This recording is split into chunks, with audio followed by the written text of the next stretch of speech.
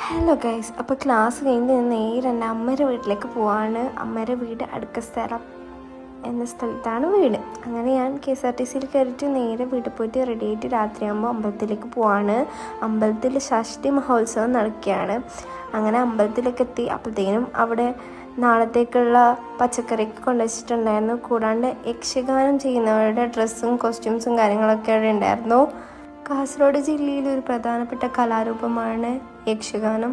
കൂടാണ്ട് എൻ്റെ മാമൻ്റെ മോളെ ഡാൻസ് ഉണ്ടായിരുന്നു. അങ്ങനെ അവൾ റെഡി ആയിട്ടുണ്ട്. അവൾ ഒറ്റയ്ക്ക് തന്നെ പഠിച്ചതായിരുന്നു കേട്ടോ ഡാൻസ്. നല്ല അടിപൊളിയായിട്ട് അവൾ കളിച്ചിട്ടുണ്ടായിരുന്നു.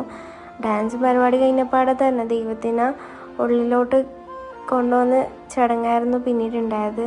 അങ്ങനെ അവിടെ പൂജയൊക്കെ കഴിഞ്ഞിട്ട് കട്ടയിലുള്ള പൂജയെങ്കിൽ നമ്മൾ നേരെ ഭക്ഷണം കഴിച്ചു. കൂടാണ്ട് അവിടെ യക്ഷഗാനം ആവുന്നുണ്ടായിരുന്നു. അതും കഴിഞ്ഞ് നേരെ കമ്പലും മാലയൊക്കെ വാങ്ങിക്കാൻ വേണ്ടി പോയി. അതൊക്കെ വാങ്ങിച്ചിട്ട് തിരിച്ച് വീട്ടിലേക്ക് പോകാൻ നിൽക്കുമ്പോഴത്തേനും അവിടെ അമ്പലത്തിൽ തിടമ്പ് നൃത്തം ഉണ്ടായിരുന്നു. അപ്പം അതൊക്കെ കണ്ടിട്ട് അവിടുത്തെ പണ്ടത്തെ രാജാവിൻ്റെ ഒരു രൂപമാണ് കേട്ടോ ഇത്. ഇവിടെ ബേത്താളെന്ന് പറയും. അങ്ങനെതാ പൂജയൊക്കെ ആയിക്കൊണ്ടിരിക്കുകയാണ്. അത് കഴിഞ്ഞിട്ട് നേരെ വീട്ടിലേക്ക് പോകാനുണ്ടായത്. അപ്പോൾ ഇത്രയുള്ളൂ ഗൈസ്, ബൈ.